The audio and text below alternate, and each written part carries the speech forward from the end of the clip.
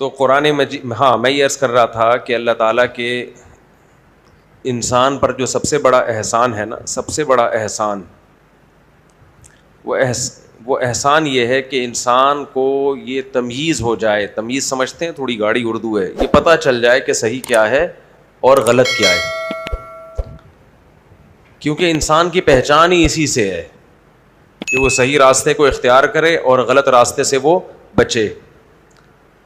بچے گا تو جب اسے پتا ہوگا کہ غلط ہے کیا، اور صحیح پہ چلے گا جب اسے پتا ہوگا کہ صحیح ہے کیا. حقیقت یہ ہے کہ دنیا جس ٹریک پہ اس وقت چل رہی ہے، لوگوں کو یہ پتہ ہی نہیں ہے کہ صحیح کیا ہے اور غلط کیا ہے. پہلے میں اس کی تھوڑی سی ویلیو ہے، اہمیت بتاؤں کہ صحیح اور غلط کی تمیز، صحیح اور غلط کو پہچاننا انسان کے لیے کیوں ضروری ہے. اس ٹاپک میں کئی بار بیان کر چکا ہوں، لیکن مختلف انداز سے، زاویے سے بیان ہوتا ہے تو بات دماغ شریف میں بیٹھ جاتی ہے. بار بار ایک بات میں کہتا ہوں، دیکھو جانوروں کو صحیح اور غلط کی تمیز ضروری نہیں ہے. جانوروں کے لیے، کتے کو کیا پتا کہ اچھا کیا ہے برا کیا ہے، رہنا تو اس نے پھر بھی کتے کا کتا ہی ہے نا. کیا خیال ہے؟ اس کے لیے ضروری نہیں ہے یہ جاننا کہ صحیح کیا ہے اور غلط کیا ہے، کیونکہ وہ جس ٹریک پر اللہ نے اسے چلایا ہے وہ کتا اس پہ چلتا رہے گا ہمیشہ، وہ رکے گا نہیں اس سے. بلی رہے گی قیامت تک، گدھا کیا رہے گا قیامت تک؟ بولو. گدھے کو کبھی کسی نے انسان کا بچہ بولا ہے؟ کیوں بھائی، گدھے ہی ہوتے ہیں. لیکن انسان کو کبھی انسان بھی کہا جاتا ہے، کبھی گدھا بھی کہا جاتا ہے. کیا خیال ہے؟ انسان کو کبھی انسان بھی کہا جاتا ہے، بھی کتا بھی کہا جاتا ہے. ابھی کتا پن چھوڑ دے، گالی بھی دیتے ہیں اس میں، کتا کہہ دیتے ہیں کسی کو. ہاتھی رہے گا، مگرمچھ رہے گا. لیکن انسان کو مختلف نام دیے جاتے ہیں. کبھی تو انسان کو کہا جاتا ہے انسان ہے، اور کبھی کہا جاتا ہے گدھا ہے، کبھی کہا جاتا ہے کتا ہے. گالی دیتے ہیں نا لوگ.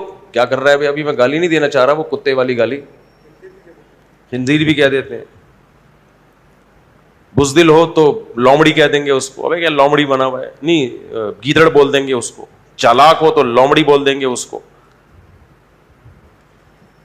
احمقوں والے کام کرے تو کیا بولتے ہیں؟ گدھا ہے. تو انسان تھوڑی ہے، تو کیا ہے؟ آپ لوگ تو انسان ہو نا، تو آپ تو جواب دو نا میرے بھائی. تو کیا کہیں گے اس کو؟ گدھا بول دیں گے. قرآن نے بھی اس حقیقت کو بیان کیا ہے. فرمایا اولئک کالانعام بل هم اضل.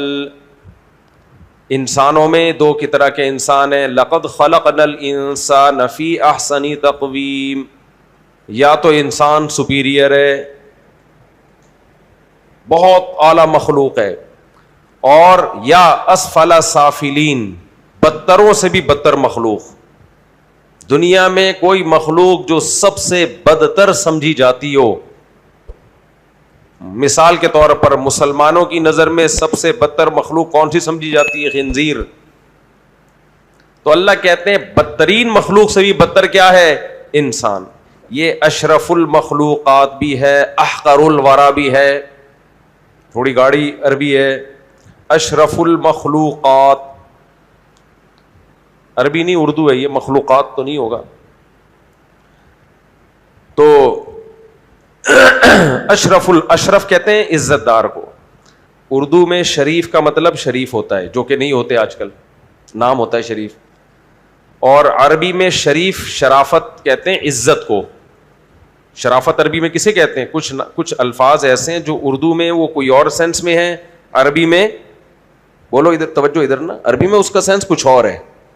جیسے اردو میں ہم کہتے ہیں بڑا مغرور ہے، دھوکے باز کو کہتے ہیں، متکبر کو کہتے ہیں. جو متکبر ہو، اکڑ ہو، اس کو کیا کہتے ہیں اردو میں؟ مغرور. عربی میں مغرور اسے نہیں کہتے. عربی میں مغرور کہتے ہیں جس بیچارے کے ساتھ دھوکا ہوا ہو. جس بیچارے کے ساتھ دھوکا ہوا. ایک چیز کسی نے بہت مہنگی قیمت پہ آپ کو بیچ دی تو آپ کو مغرور کہا جائے گا، یعنی جس کو بیچارے کو دھوکا دے دیا کسی نے. تو کچھ الفاظ عربی میں کوئی اور سینس، اردو میں. دیکھو عربی میں غریب اجنبی کو کہتے ہیں، کوئی مسافر ہو اس کو غریب کہتے ہیں چاہے وہ کروڑ پتی ہو. لیکن اردو میں غریب کسے کہتے ہیں؟ جس کو عربی میں مسکین کہتے ہیں. تو کچھ الفاظ نا اردو عربی میں چینج ہوتے ہیں. تو اسی طرح میرے بھائی میں کیا مثال دے رہا تھا, شریف نہیں کہہ رہے گدھے کی مثال دے رہا تھا, شریف کی مثال دے رہا تھا. تو شریف کا لفظ عربی میں عزت دار کو کسے کہتے ہیں؟ شرفاء قوم, قوم کے عزت دار لوگ. اور اردو میں کسے کہتے ہیں؟ بیچارہ شریف شرفا قسم کا آدمی. وجہ اس کی ہے کہ جو عربی میں جس کو شریف کہا جاتا تھا نا, عزت دار لوگ, پہلے وہ واقعی شریف ہی ہوتے تھے, تو اس لیے اردو میں پھر ان کو سادہ یا شریف کہا جانے لگا. خیر, تو اللہ تعالیٰ نے انسان کو اشرف المخلوقات بنایا ہے, تمام مخلوق سے سب سے افضل. کچھ فرشتے ہیں جو انسانوں سے افضل کہلاتے ہیں, لیکن اوور آل تمام مخلوق سے افضل کون سی مخلوق ہے؟ انسان. یعنی علماء کا اختلاف ہے کہ کچھ فرشتوں سے انسان افضل ہیں, یعنی وہ ایک لمبی بحث ہے, اس میں نہیں پڑھتا. اوور آل دیکھا جائے تو سب سے افضل مخلوق اس کائنات میں کون ہے؟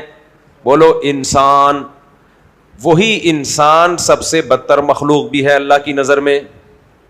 اولئک کالانعام بل ہم اضل. قرآن کہتا ہے یہ جانوروں کی طرح ہیں, بلکہ جانوروں سے بھی زیادہ بدتر. جانوروں کے بارے میں قرآن نے یہ کہیں نہیں کہا کہ کچھ جانور ایسے ہیں جو بڑی فضیلت والے ہیں, کچھ جانور ایسے ہیں جو بہت کمتر ہیں. بھائی جانور سارے کیا ہیں؟ سیم. جانور سارے کیا ہیں؟ سیم. تو وجہ کیا ہے؟ یہ اچھے اور برے کی تقسیم انسانوں میں کیوں ہوتی ہے, جانوروں میں کیوں نہیں ہوتی؟ سوال پیدا ہوتا ہے کہ نہیں ہوتا. آپ کہہ سکتے ہیں مفتی صاحب آپ کو غلط فہمی ہوئی ہے, جانوروں میں بھی اچھے اور برے کی تمیز یعنی پہچان ہوتی ہے. مثال کے طور پر ہم کہتے ہیں میرا یہ بکرا بہت اچھا ہے, کہتے ہیں کہ نہیں کہتے؟ تو اچھا ہوتا ہے تو کہتے ہیں نا, اور کہتے ہیں یہ بکرا بالکل بھی اچھا نہیں ہے. تو اچھے برے جانوروں میں بھی ہوتے ہیں, صرف انسانوں میں نہیں ہوتے. یہ میرا کتا بہت اچھا ہے, یہ میرا کتا بالکل بھی اچھا نہیں ہے. یہ میری بلی بہت اچھی ہے, یہ میری بلی بالکل بھی اچھی نہیں ہے. یہ کہتے ہیں کہ لوگ کہ نہیں کہتے. بیوی کی بات نہیں کر رہا, بلی کی بات کر رہا ہوں.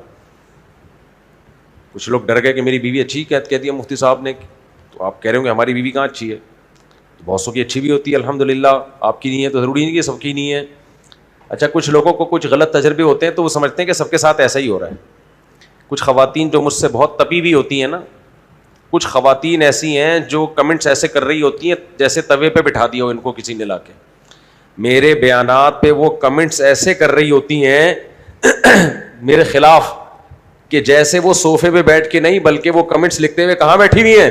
گرم توے پہ بیٹھی ہوئی ہیں.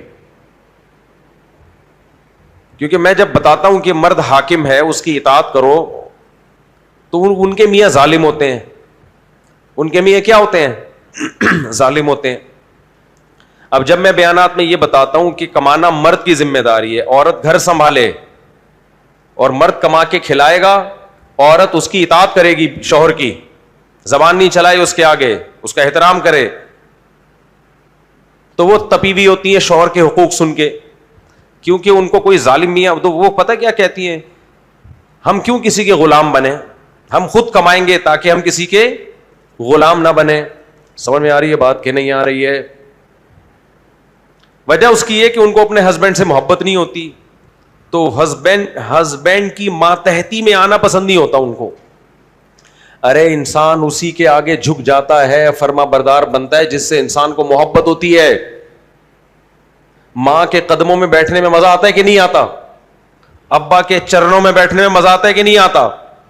دادا کے گھٹنوں میں پہ سر رکھ کے لوگ سوتے ہیں, فخر کرتے ہیں کہ نہیں کرتے؟ خیر جی, میں ٹاپک لے کے چلا تھا, ذرا دوبارہ اس کی طرف بات کو بس سمیٹتا ہوں. ہاں, میں یہ عرض کر رہا تھا کہ انسان یا تو اشرف المخلوقات ہے, یا تو انسان کیا ہے؟ سب سے افضل. اچھا, میں نے ان کو مشورہ دیا تھا کہ بچوں کو تبلیغ میں نکلوائیں, تبلیغ میں تھوڑی تمیز آ جاتی ہے انسان. یا پھر کیا ہے؟ سب سے بدتر. تو انسان یا تو بہت اچھا ہے یا بہت برا ہے. وجہ کیا ہے؟ کہ انسان کو اچھے برے کی تمیز ہوتی ہے, جانوروں میں یہ تمیز نہیں ہوتی. انسان میں ہوتی ہے یہ تمیز. تو انسان کے لیے دو چیزیں ہیں, پہلے اس کو یہ پتا چل جائے اچھا کیا ہے برا کیا ہے. نمبر دو, اس اچھائی پہ چلنے کے لیے جو موٹیویشن چاہیے وہ موٹیویشن مل جائے اس کو. سب سے زیادہ میرے اور آپ کی زندگی کے لیے یہ ضروری. دیکھو آپ کے پاس ایک گاڑی ہے, اگر آپ کے پاس ایک کمرہ ہے, اس میں یہ بحث کرنا کہ اس کمرے کو کس ٹریک پہ لے کے میں نے چلانا ہے, یہ بحث فضول ہے یا نہیں ہے؟ کیونکہ وہ کمرے میں چلنے کی صلاحیت ہی نہیں ہے. کمرہ جس جگہ کے لیے بنتا ہے قیامت تک ادھر ہی رہتا ہے. وہ کیا خیال ہے؟ آپ نے ایک پلاٹ خریدا, آپ نے کہا کہ یہ حیدرآباد لے کے جاؤں یا کوئٹہ لے کے جاؤں, یہ فضول بات ہے یا نہیں ہے؟ کیونکہ اس میں کسی ٹریک پہ چلنے کی صلاحیت ہی نہیں ہے, وہ ہمیشہ وہی رہے گا. ایسے ہی جانور میں یہ بحث کہ اچھا برا, بھائی اس میں تو یہ کوئی ٹریک ہی نہیں ہے اس کا کہ رائٹ وے یا رانگ وے, وہ کس پاتھ پہ چل رہا ہے, یہ بحث ہی غلط ہے اس میں. بکرا اچھا کا مطلب موٹا ہے, تازہ ہے, بس اس سے زیادہ نہیں ہے. بلی اچھی ہے مطلب گندگی نہیں کرتی, بس اس سے زیادہ نہیں ہے. انسان ایک ٹریک پہ چلتا ہے جو رائٹ بھی ہوتا ہے اور رانگ بھی ہوتا ہے. یہ انسانوں کے کام ہے. تو انسان کو دو چیزوں کی ضرورت ہے. آپ کے پاس جب گاڑی ہوگی نا, اس میں آپ نے سفر کرنا ہے, تو اس گاڑی میں دو چیزیں چاہیے آپ کو. پہلی چیز چاہیے آپ کو پتہ چلے آپ کی منزل کیا ہے. مثال کے طور پر آپ نے کراچی سے پشاور جانا ہے, تو آپ کو پتا چلے کہ میں کون سے والے روڈ پہ چلوں گا. یہ ضروری ہے یا نہیں ہے؟ گوگل میپ سے مدد لوگے یا لوگوں سے پوچھو گے؟ جب تک آپ کو نہیں پتا چلے گا آپ چلنے کی حماقت کرو گے ہی نہیں. آپ کے لیے گاڑی کے اسٹیئرنگ پہ بیٹھ کے, جبکہ آپ کی منزل پشاور ہو یا کوئٹہ ہو, آپ کے لیے اس وقت سب سے زیادہ امپورٹنس اس چیز کی ہے کہ آپ کو رائٹ وے پتا چل جائے. آپ سر کھپاؤ گے سب سے پہلے پتا چلے کہ جانا کس ٹریک پہ چلنا ہے میں نے. یہ ہے یا نہیں ہے؟ دوسری چیز, جب آپ کو پتا چلے گا کہ یہ والا ٹریک ہے, گوگل نے بتا دیا, تو گاڑی کو چلانے کے لیے جو سب سے زیادہ امپورٹنٹ ہے وہ کیا ہے؟ فیول ہے یا نہیں ہے اس میں. آپ جا کے ٹینکی چیک کرو گے, سوئی چیک کرو گے, ابے فیول بھی ہے یا نہیں ہے. فیول کا کام ہے اس کو دھکا دینا, اور گوگل میپ کا کام ہے اس کو چلانا, بتانا کہ یہ صحیح سمت ہے. یہ دو چیزیں. ہماری زندگی بھی ایک ٹریک کی طرح ہے, راستے کی طرح ہے, جو لمحہ بلمحہ ختم ہو رہی ہے. میری اور آپ کی زندگی میں سب سے زیادہ اہم چیز یہ ہے, پہلے ہمیں پتا چل جائے وہ کہ رائٹ وے کون سا ہے. اور اس کے لیے جو گوگل میپ ہے نا, وہ صرف قرآن ہے. قرآن کے سوا خدا کی قسم لا الہ الا اللہ, دنیا کی کوئی کتاب, کوئی مذہب, کوئی موٹیویشنل اسپیکر, کوئی گائیڈ کرنے والا بتا ہی نہیں سکتا کہ صحیح کیا ہے غلط کیا ہے. سر دیواروں میں مارتے رہو گے پتہ نہیں چلے گا. صحیح غلط کی تمیز ہو ہی نہیں سکتی. زنا غلط ہے, صحیح ہے, دنیا کیا کہتی ہے اس بارے میں؟ بیسی ہو رہے ہیں. وداؤٹ میرج عورت سے ریلیشن حلال ہے حرام ہے, مذہب کہتا ہے حرام ہے غلط ہے. جو مذہب کو نہیں مانتے وہ بحث کر, وہ قیامت آ جائے گی یہ فیصلہ نہیں کر سکتے. نشہ حلال ہے حرام ہے غلط ہے صحیح ہے, قیامت آ جائے گی, مذہب نے فیصلہ کر دیا غلط, لیکن آپ مذہب کے علاوہ سے فیصلہ کرواؤ, قیامت تک آپ فیصلہ نہیں کر سکتے کہ نشہ کرنا چاہیے کہ نہیں کرنا چاہیے. آپ کہہ سکتے اس سے صحت خراب ہوتی ہے, تو یہ خود ایک آدمی اپنی صحت خود خراب کرنا چاہتا ہے, آپ کو کیا تکلیف ہے؟ میرا جسم میری مرضی, کیا خیال ہے بھائی؟ وہ کہہ رہا ہے میری صحت خراب ہو کے اگر مجھے سکون مل رہا ہے تو بھاڑ میں جائے, اسی صحت کا میں نے کرنا کیا جس سے میں ڈپریشن میں جا رہا ہوں. آپ ایسا نہ چھٹے لگانا شروع کر دیں. کیا تم مجھ سے سامنے بڑی زبردست دلیل دی ہے. نشہ کرتے کرتے لوگ مر جاتے ہیں تو کہہ رہے تو میں جب نہیں زندہ رہنا چاہتا, میں مرنے کے لیے تیار ہوں, تو مجھے تھوڑا سکون لینا, جو مر جاؤں گا نا کیا ہو گیا, ویسا نہیں مریں گے کیا؟ کتنے لوگ نشہ نہیں کرتے تھے, ٹرک کے نیچے آ کے مر گئے. ہر غلط چیز پہ دلائل کے انبار لگائے جا سکتے ہیں. میں دلائل نہیں دے رہا کہ سٹے لگانا شروع کر دیں. خودکشی اسلام کہتا ہے غلط ہے, قرآن کہتا ہے غلط ہے, لیکن خودکشی کرنے والا تو خودکشی کو غلط نہیں کہتا. کہہ رہا ہے بھائی میرا جسم میری مرضی. یہ جو ہے نا میرا جسم میری مرضی, ایک جگہ نہیں چلتا, ہر جگہ چلے گا. پھر یہ میرا جسم میری مرضی, جب میں نہیں زندہ رہنا چاہتا, میں اپنے آپ کو اٹھا کر کے مار رہا ہوں, تیرے کو کیا تکلیف ہے بھائی؟ وہ کہتا ہے میں اپنی مرضی سے پیدا تھوڑی ہوا ہوں, یا تو اپنی مرضی سے پیدا ہوتا, میں پیدا بھی اپنی مرضی سے نہیں ہوا تو میں جا رہا ہوں اپنی مرضی سے. غلط. آپ کسی دعوت میں اپنی مرضی سے نہ آئے, زبردستی لا کے بٹھا دیا, پھر آپ جانے لگے تو آپ بولو کہ بھائی مجھے تم نے زبردستی بٹھایا, میں خوشی تھوڑی میں جا رہا ہوں, نکل رہا ہوں. کیا خیال ہے؟ پتلی گلی سے میں آیا ہوتا اپنی مرضی سے, پھر تم بولتے آئے کیوں ہو جب جانا ہی تھا. ہماری انسلٹ ہے اس میں.